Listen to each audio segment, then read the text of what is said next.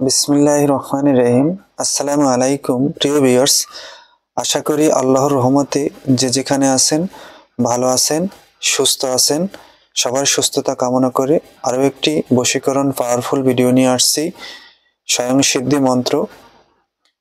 সবার কাছে অনুরোধ, ভিডিওটি শুরু থেকে শেষ পর্যন্ত দেখবেন, কথাগুলো শুনবেন, তারপরে আপনি স্ক্রিনশট দিয়ে হোক যেভাবে হোক মন্ত্রটা টুকে নিয়ে নিয়মটা ভালো করে শুনে তারপরে এই বশীকরণ কাজটি করবেন। এটি এই নারী বা পুরুষ যত দূরে থাকুক আপনি তাৎক্ষণিক তাকে বশ করতে পারবেন। তবে সবার কাছে একটা অনুরোধ, আগেরকার ভিডিও দেওয়ার সময় এক কথাই বলেছি, সেটা হলো কোনো অনর্থক কোনো মানুষের প্রতি এরকমের জুলুম বশীকরণ করবেন না।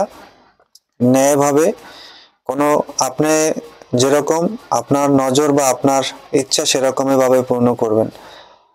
কোনো খারাপভাবে কোনো নারীর ইজ্জত বা কোনো পুরুষের সঙ্গে খারাপভাবে কেউ কোনো ধরনের খারাপ চিন্তা ভাবনাও মাথায় আনবেন না, তাহলে পরবর্তীতে আপনার জীবন কিন্তু ধ্বংসে হয়ে যাবে। নিয়মটা ভালো করে শুনবেন, নিয়মটা খুবই সহজ।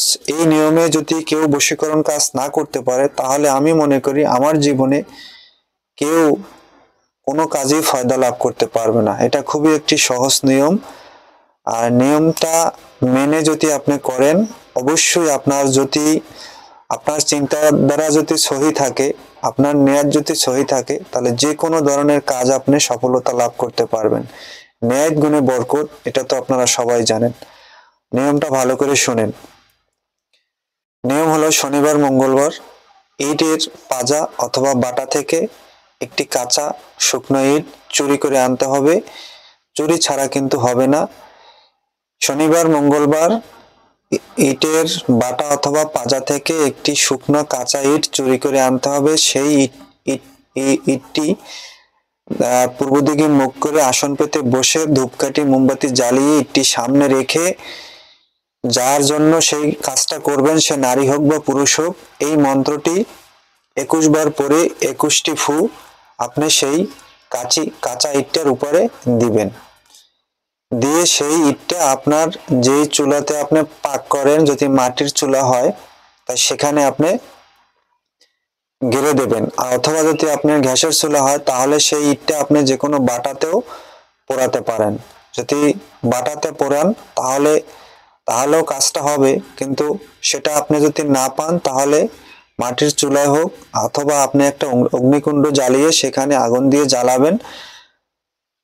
3 দিন, 7 দিন কি 21 দিন, তার ভিতরে ওই নারী বা পুরুষ আপনার কাছে পাগলের মধ্যে ছুটে আসবে। তবে যদি কাছাকাছি হয় তাহলে 3 ঘন্টার ভিতরে আপনার কাছে চলে আসবে। এটা খুব পাওয়ারফুল একটি বশীকরণ, এটা স্বয়ং সিদ্ধি একটি মন্ত্র। তবে আপনার একটা কথা, ফলনি, যার ফলনি, এই ফলনি শব্দটা যেখানে আছে সেখানে সে নারী বা পুরুষের নাম নিতে হবে, এটা কিন্তু মনে রাখতে হবে। অনেকে বলে দেওয়ার পরও বারবার জিজ্ঞেস করেন, আসলে মন্ত্র না দেখে না পড়ে যদি আপনারা জিজ্ঞেস করেন তা সেটা খুবই আমার কাছে কষ্টকরদায়ক মনে হয়। মন্ত্র ভালো করে পড়ে তারপরে বলবেন, আর এই মন্ত্র দেখে দেখে পড়লে হবে। মন্ত্রটা কিন্তু খুবই পাওয়ারফুল, মন্ত্রটা পড়লেই বুঝতে পারবেন। এটা কিন্তু কোরআনের যেরকম আমাদের 4 ফেরেশতা জিবরাইল, আজরাইল, মিকরাফিল, ইসরাফিল, এই 4 ফেরেশতা যেরকম, এই 4 ফেরেশতা নিয়ে কিন্তু এই মন্ত্রটার একটা গুণ সম্পন্ন একটি মন্ত্র।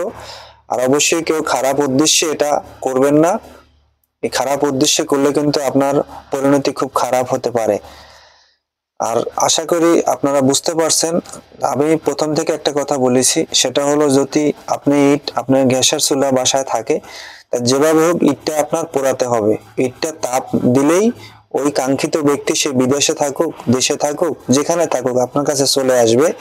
তবে মাটির চুলায় যদি ইটটা পোড়াতে পারেন তা সবচেয়ে ভালো হয়, অথবা একটা অগ্নিকুণ্ড করে অগ্নিকুণ্ডতে পোড়াতে পারেন তাও ভালো হয়। আর যদি আপনি যেখানে থাকেন সেই কাছাকাছি ইটের বাটা থাকে, তাই বাটাতে দিলেও ভালো হয়। তবে তারা যেন কোনো শব্দই, যেন আপনি যে কাজ করতেছেন কোনো শব্দই যেন কেউ না বোঝে। অবশ্যই বশীকরণ কাজ বা যে কোনো কাজ গোপনতা বজায় রাখবেন। গোপনতা বজায় থাকলে আপনার সেই কাজটা খুব দ্রুত এবং খুবই নিকটবর্তী সময় হয়ে যাবে। এটা মনে রাখবেন, যে কোনো কাজ সবসময় আপনার নিজের কাছে রাখবেন, কোনো কাজে কাউকে সাক্ষী রাখবেন না। ভালো থাকবেন, সুস্থ থাকবেন। আমার কথা যদি ভুল ত্রুটি হয় অবশ্যই সবাই ক্ষমার চোখে দেখবেন। আসসালামু আলাইকুম।